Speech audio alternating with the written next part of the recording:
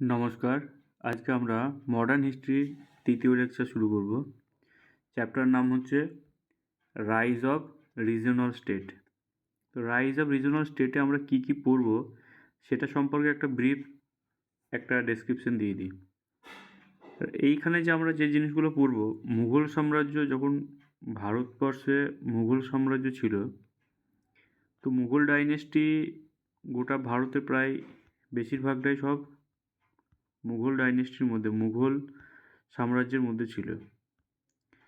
কিন্তু যেই মুঘল সাম্রাজ্যের পতন ঘটে, ঔরঙ্গজেব যখন মারা যায়, তারপরে যে পরবর্তী মুঘল শাসকগুলো আসে তারা খুবই দুর্বল। সেই জন্য বিভিন্ন আঞ্চলিক শক্তিগুলো আস্তে আস্তে মাথাচাড়া দিয়ে উঠছিল। সেখানে কারা মাথাচাড়া দিয়ে উঠছিল? বেঙ্গলে মুর্শিদ কুলি খাঁ, হায়দ্রাবাদে নিজাম, তারপরে এদিকে মারাঠা, বিভিন্ন আঞ্চলিক শক্তিগুলো, এদিকে জাট, বিভিন্ন আঞ্চলিক শক্তিগুলা মাথাচাড়া দিয়ে উঠছিল। তো এইখানে আমরা যখন রাইজ অফ রিজিওনাল স্টেট পড়ব, এখানে আমরা তিনটে ক্যাটাগরিতে ভাগ করব। একটা হচ্ছে সাকসেসর স্টেট, একটা হচ্ছে নিউ স্টেট, আর একটা হচ্ছে ইন্ডিপেন্ডেন্ট স্টেট। তো successor state, new state, independent state বলতে কী বলতে চাইছে? সাকসেসর স্টেট বলতে সেই সেই মানে রাজ্যগুলোর কথা বা সেই জায়গাগুলোর কথা বলতে চাইছে যেগুলা মুঘল সাম্রাজ্য থাকাকালীনই তাদের অস্তিত্ব ছিল, কিন্তু মুঘলের আন্ডারে ছিল। তারা মুঘল সরকার মুঘল সাম্রাজ্যকে ট্যাক্স দিত, কর দিত, তারা ছিল, তাদের অস্তিত্ব আগে থেকেই ছিল। তো তারা মুঘলের আন্ডারে ছিল এবং তারা থাকবেও, কিন্তু মানে তারা সম্পূর্ণভাবে, যখন মুঘল সাম্রাজ্য ঔরঙ্গজেবের সময় ছিল তখন সম্পূর্ণভাবে তারা মাথা নত করেছিল শক্তির জোরে।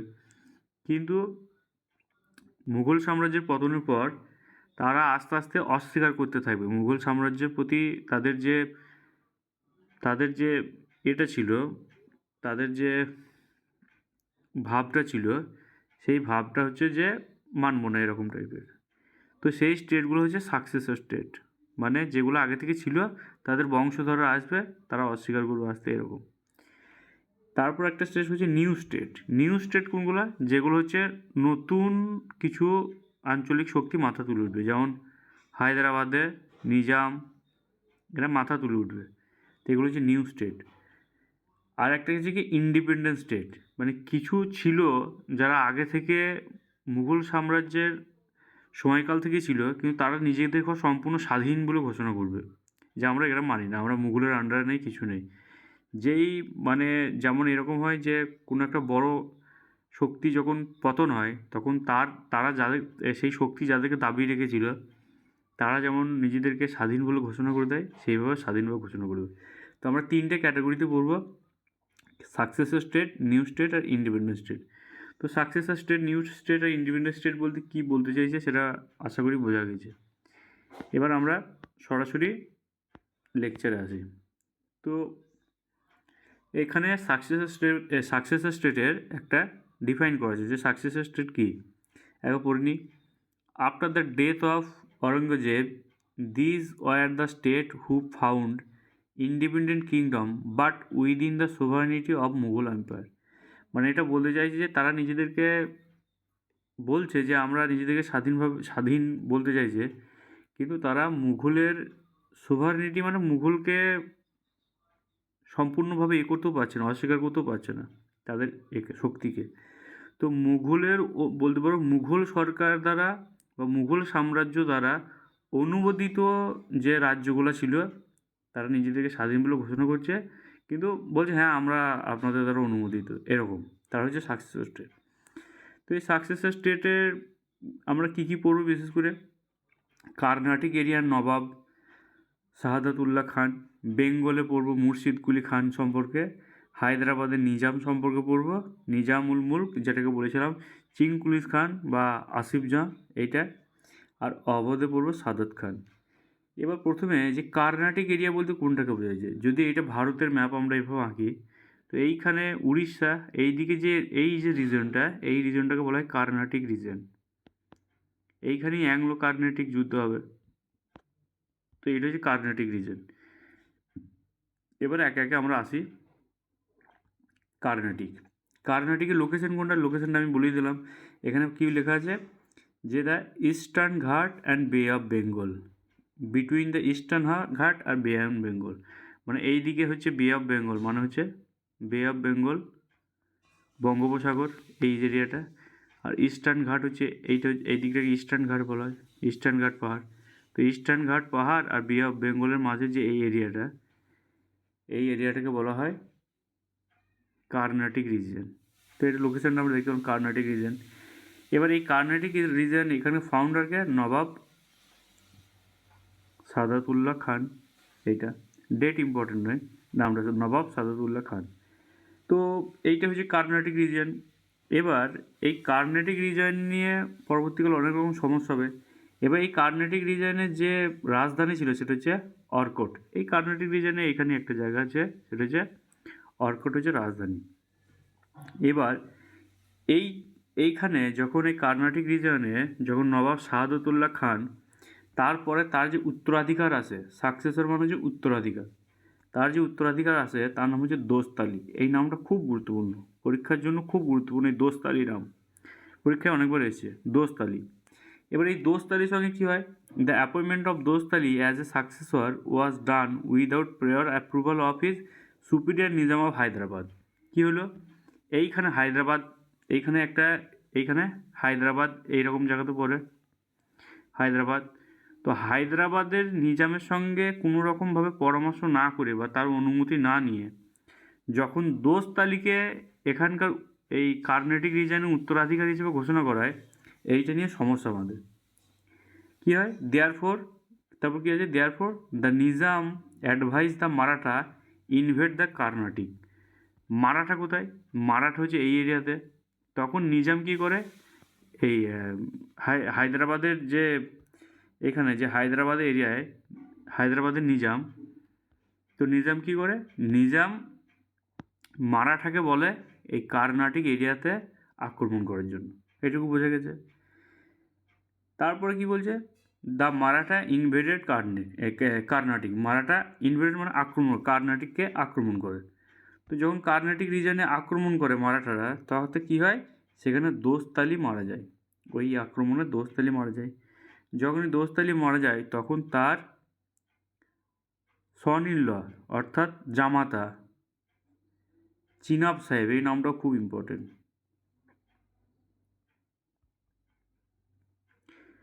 চিনাব সাহেবকে জেলে সাতারার জেলে বন্দি করতে হয়, চিনাব সাহেবকে সাতারা জেলে বন্দি করতে হয়। তো এইখান থেকে আমরা যে যে নামগুলো পেলাম সেগুলো সবথেকে গুরুত্বপূর্ণ। একটা নাম হচ্ছে নবাব শাহাদাতুল্লাহ খান, খুব ইম্পর্টেন্ট। আরকট ইম্পর্টেন্ট, দোস্ত আলী ইম্পর্টেন্ট, এখানে মারাঠারা যে কার্নাটিক আক্রমণ করেছিল এটা ইম্পর্টেন্ট, চিনাব সাহেব ইম্পর্টেন্ট, এই নামগুলো খুব গুরুত্বপূর্ণ। এরপরে কী হয়, এরপরে হয় কি, এইখানে একটা যুদ্ধ বটে যেটা হচ্ছে কার্নাটিক ওয়ার। এই কার্নাটিক যুদ্ধ কাদের মধ্যে হয়েছিল এটা গুরুত্বপূর্ণ। এই কার্নাটিক ওয়ারটা হয়েছিল ফ্রেঞ্চ আর ইংলিশের মধ্যে। এবার মনে হবে যে এতক্ষণ হায়দ্রাবাদের নিজাম আর এইসব ছিল, এখানে ফ্রেঞ্চ আসলো কোত্থেকে আর ইংলিশ বা আসলো কোত্থেকে। তো কী হয়, যখন দেখছিল যে, যেমন কী হয়, মনে করো আমার এরিয়াতে মনে করো এটা মনে করো আমার বাড়ি, তো আমাকে মনে করো কেউ বিরক্ত করছে, এবার আমি এর সঙ্গে পেরে উঠছি না, তখন আমি কারোর সঙ্গে হাত মেলাবো, বলবো একে আক্রমণ করতে। আর এও যখন দেখবে যে এর শত্রু বেশ এরকে যে হেল্প করছে সে পাওয়ারফুল, এও তখন আরেকজনের কাছে হেল্প চাইবে, বলে যে তুই আমার হয়ে লড়। তখন এই দুই শক্তিধরের মধ্যে লড়াই হবে। তো সেই রকমই এই দিক থেকে একজন সাপোর্ট করছে ব্রিটিশকে, ব্রিটিশ সাপোর্ট করছে, বলছে আমি আছি তোমাদের পাশে। আর এই দিক থেকে ফ্রেঞ্চরা তখন অলরেডি চলে এসেছে, বলছে আমি আছি তোমাদের সাথে। এই তখন ফ্রেঞ্চ আর ব্রিটিশদের মধ্যে একটা যুদ্ধ বাঁধে, সেটার নাম হচ্ছে কার্নাটিক ওয়ার। তো এতদূর পর্যন্ত বোঝা গেল পরিষ্কার করে।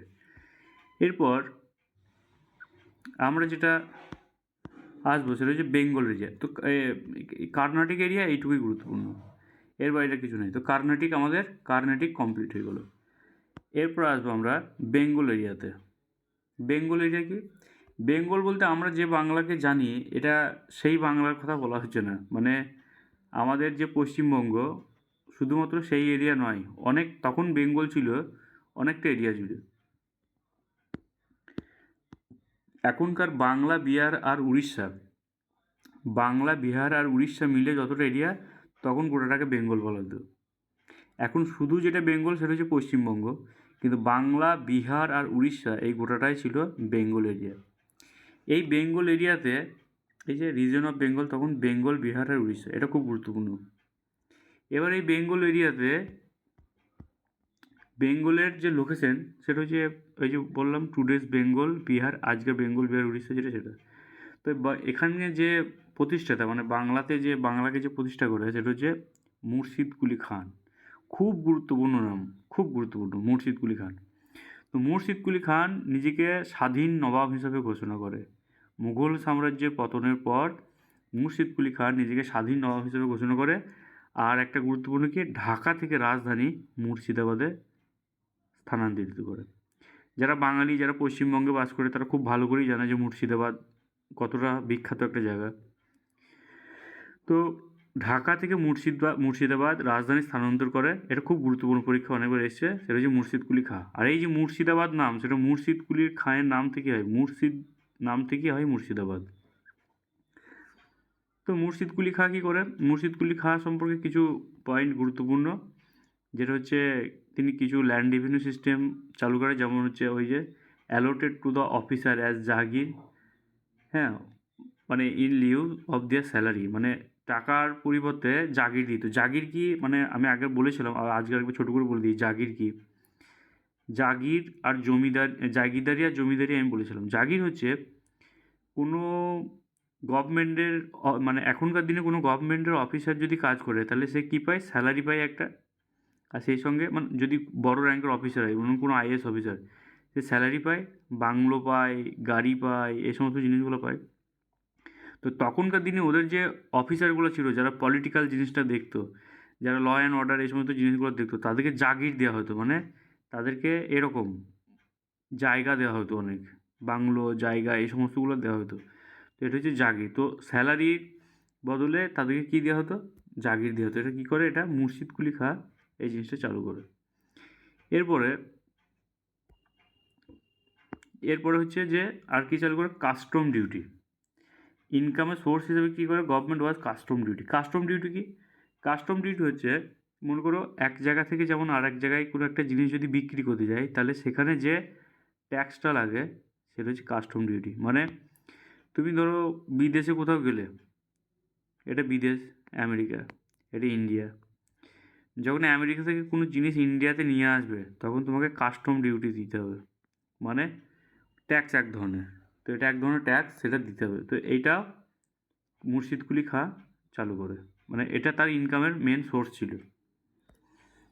তো এটা আর একটা জিনিস হচ্ছে যে rationalization of revenue collection and adoptive to measures. Rationalization মানে মানে রেভিনিউ কালেকশন মানে ট্যাক্স কীভাবে কালেক্ট করতে হবে সেটার একটা বাস্তব একটা স্ট্রাকচার তৈরি করে, যে কীভাবে রেভিনিউ কালেক্ট করতে হবে। মানে ধরো কোনো অফিস আছে, সেই অফিসকে, যেমন অফিসে একজন বস থাকে, একজন ক্লার্ক থাকে, একটা স্ট্রাকচার থাকে। তো এরকম একটা স্ট্রাকচার তৈরি করাটাকে বলে র্যাশনালাইজেশন। তো rationalisation revenue collection, tax collection করার জন্য একটা বাস্তবসম্মত একটা স্ট্রাকচার তৈরি করে। সেগুলো কী কী, একটা হচ্ছে খালিসা ল্যান্ড, যেটা ডাইরেক্টলি গভর্নমেন্টের আন্ডারে থাকবে, মানে ওর মুর্শিদ কুলি নবাব তার আন্ডারে। আর একটা হচ্ছে রেভিনিউ সিস্টেম, যেটাকে ইজারা বলে বা মালজামিনি বলে। তো যদি পরীক্ষায় আসে মালজামিনি সিস্টেমকে ইন্ট্রোডিউস করে, তাহলে মুর্শিদ কুলি খাঁ। ইজারা কী জিনিস আগের দিনের ভিডিও দেখবে, ডিটেল বলেছি ইজারা কী জিনিস। তো এই দুটো এখানে ইম্পর্টেন্ট। একটা হচ্ছে খালিসা ল্যান্ড কার সঙ্গে রিলেটেড, মুর্শিদ কুলি খাঁর সঙ্গে। আর হচ্ছে রেভিনিউ ফার্মিং বা ইজারা কার সঙ্গে করে, মুর্শিদ কুলি খাঁর সঙ্গে। তো এইগুলা এবার যারা সেকেন্ড জেনারেশন বা থার্ড জেনারেশন থাকতো, যারা ইজারা সিস্টেমে চলতো, তাদেরকে জমিদার বলা হতো। মানে মনে করো কাউকে একটা জমি দেওয়া হয়েছে, ইজারা দেওয়া হয়েছে। ইজারা মানে মনে করো, ইজারা হচ্ছে যে লিজ বলে যাকে, সেরকম দেওয়া হয়েছে যে তোমাকে এতদিন, এত বছরের জন্য তোমাকে জমিটা ইজারা দেওয়া হলো, তার বদলে তুমি এত রেভিনিউ আমাকে দেবে। এবার এইটা যদি কেউ এক জেনারেশন, দু জেনারেশন বা তিন জেনারেশন এরকম হয়ে যায়, এই যে বলি যে সেকেন্ড আর থার্ড জেনারেশন, 3 জেনারেশন যখন হয়ে যায় তখন তারা সেই জমির মালিক হয়ে যায়, তখন তাদেরকে বলে জমিদার। তো তারা জমিদার হয়ে গেল। এবার মুর্শিদ কুলি খাঁয়ের সময় একটা ইম্পর্টেন্ট জিনিস হচ্ছে কি, সেই সময়তে মুর্শিদ কুলি খাঁয়ের সময় একটা অ্যারিস্টোক্রেসি ক্লাস, মানে যাদের ল্যান্ড প্রচুর হয়ে গেছে, মানে জমিদার শ্রেণী, প্রচুর জমি এরকম হয়ে গেছে। তো একটা নতুন অ্যারিস্টোক্রেসি মানে হচ্ছে উচ্চবিত্ত মানুষের দল, সেটা এমার্জ হয়, সৃষ্টি হয় বেঙ্গলে। আর মুর্শিদ কুলি খানের সময় ইম্পর্টেন্ট হচ্ছে বেঙ্গল মানে প্রসপেরাস, মানে বাংলা খুব সমৃদ্ধ ছিল সব দিক দিয়ে মুর্শিদ কুলি খানের সময়। তো এই সময়তে একজন লোকের নাম পাওয়া যায় জগৎ শেঠ। এই নামটা মনে রাখবে, পরে খুব কাজে লাগবে। জগৎ শেঠ নামটা খুব, মানে হচ্ছে বিরাট বড় হচ্ছে বিজনেসম্যান, মানে সব কিছুতে টাকা ফান্ডিং করতো। ভারতে পরাধীন হওয়ার পিছনে এরও বড় অবদান আছে। তো যখন আসবো তখন আমি বোঝাবো, পলাশির যুদ্ধ তখন বোঝাবো। তো মুর্শিদ কুলি খানের পর যে আবার নবাবের পদে বসে, সে হচ্ছে সুজাউদ্দিন মোহাম্মদ খান। তো সুজাউদ্দিন মোহাম্মদ খান কে ছিল? Son in law Murshid Quli খান, মানে মুর্শিদ কুলি খানের জামাতা ছিল। তো সুজাউদ্দিন খান ওই পর্যন্ত ইম্পর্টেন্ট। তারপর আছে সরফরাজ খান, এও খুব একটা বেশি গুরুত্বপূর্ণ নয়, জাস্ট তারপর আসে। তারপরে এই ব্যক্তি খুব গুরুত্বপূর্ণ, যার নাম হচ্ছে আলীবর্দী খান, খুব গুরুত্বপূর্ণ। এই আলীবর্দী খান সরফরাজ খানের আন্ডারে কাজ করতো, মানে এর দেওয়ান বা এরকম কিছু একটা ছিল, এই আন্ডারে কাজ করতো। দিয়ে ব্যাটল অফ ঘেরিয়া, মানে ঘেরিয়ার যুদ্ধে 1740 খ্রিস্টাব্দে আলীবর্দী খাঁ সরফরাজ খানকে হত্যা করে, এবং তারপরে সে মুর্শিদাবাদের নবাবের চেয়ারে বসে। তো এইভাবে চলতে থাকে। কিন্তু এই আলীবর্দী খাঁর সময়ে বাংলায় একটা বিরাট বড় মারাঠাদের আক্রমণ হয়, যেটাকে খুব বিখ্যাত বর্গী আক্রমণ বলে। যেমন আমরা ছোটোবেলা থেকে একটা কবিতা শুনে আসছি যে খোকা ঘুমালো, পাড়া জোড়ালো, বর্গী এলো দেশে, বুলবুলিতে ধান খেয়েছে, খাজনা দেবো কিসে। এই যে বর্গী, এরাই হচ্ছে মারাঠারা। এখানে একটা ইন্টারেস্টিং গল্প হচ্ছে কি, আমাদের মারাঠারা থাকতো এখানে, এইটা হচ্ছে আমাদের বাংলা। তো মারাঠাদের কিছু দুর্ধর্ষ লোক ছিল, তারা বাংলাতে আক্রমণ করে লুটপাট সব কিছু করে, মানে বাংলাকে একদম ছাড়খাড় করে দেয়। সেটা কার সময় হয়েছিল?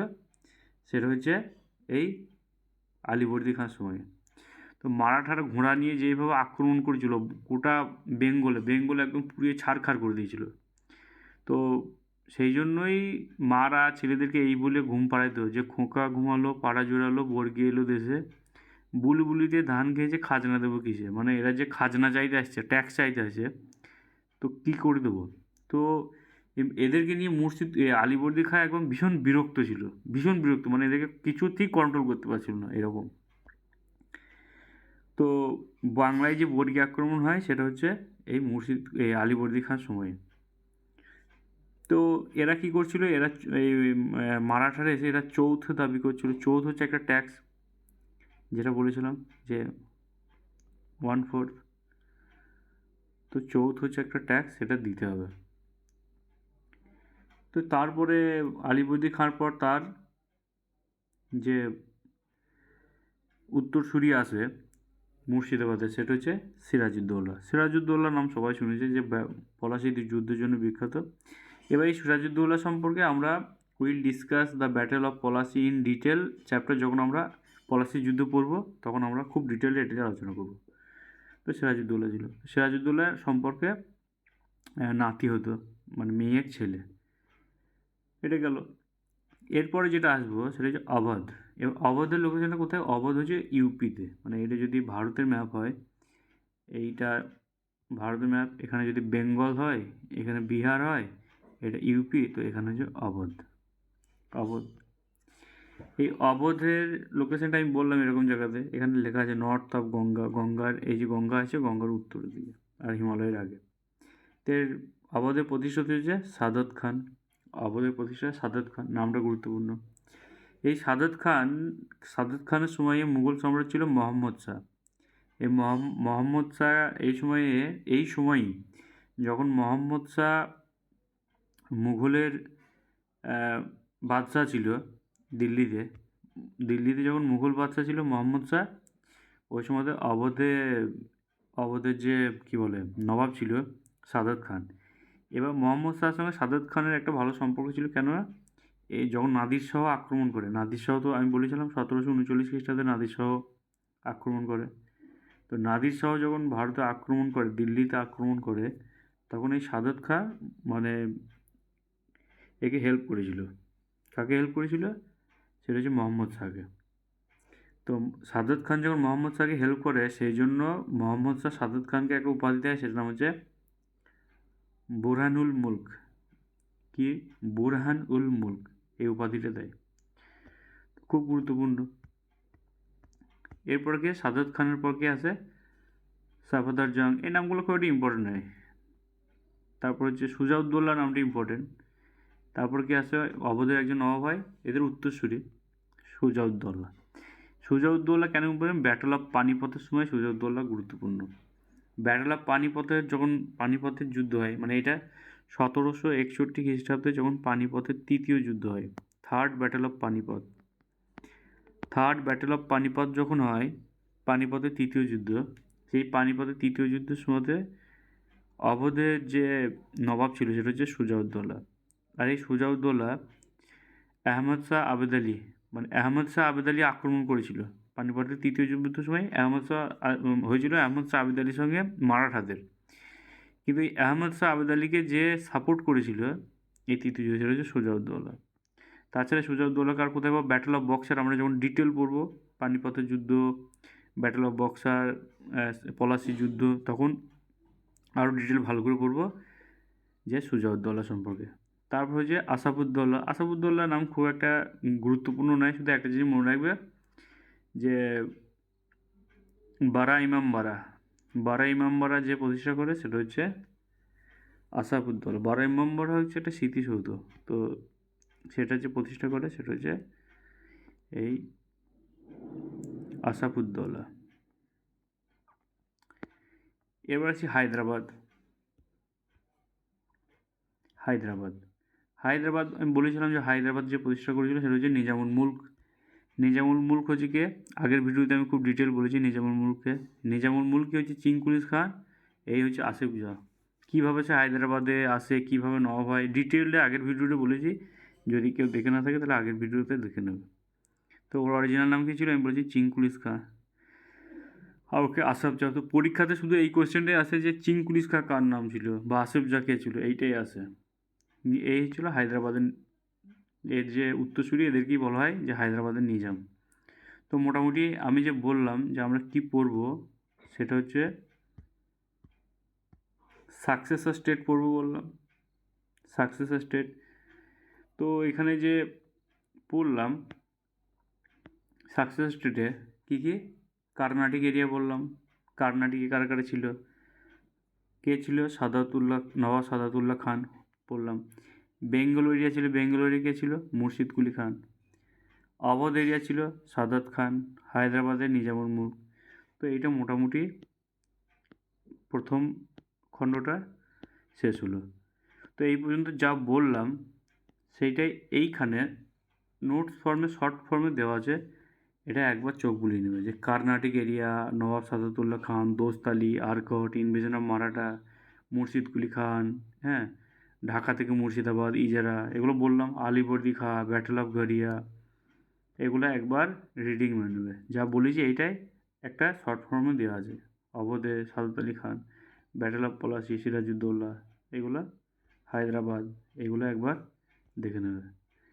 তো পরের লেকচারে আমি নিউ স্টেটটা নিয়ে আলোচনা করব, যে নতুন যে এগুলো হয়, নতুন যে শক্তিগুলো মাথা চাড়া দিয়ে ওঠে, সেটা হচ্ছে মারাঠা, জাট, এরা। তো এটা নিয়ে পরের দিনকে আলোচনা করব। আজকে এই পর্যন্তই থাক। ভিডিওটা খুব ভালো করে দেখো, আর যে নোটসটা দিয়েছি সেই নোটসটা হাতে নিয়ে ভিডিওটা দেখতে থাকো, পড়ো আর দেখতে থাকো, দেখো বুঝতে খুব সুবিধা হবে। Thank you very much.